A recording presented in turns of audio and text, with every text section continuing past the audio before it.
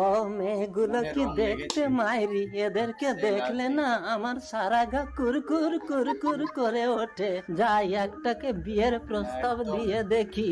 ও দাদু আমাকে ডাকছো? আমাকে বিয়ে করবে? বাবা না, মানে আমার ছেলের সাথে তোমার বিয়ের কথা বলছিলাম। ও আচ্ছা, তোমার ছেলের কথা বলছিলে।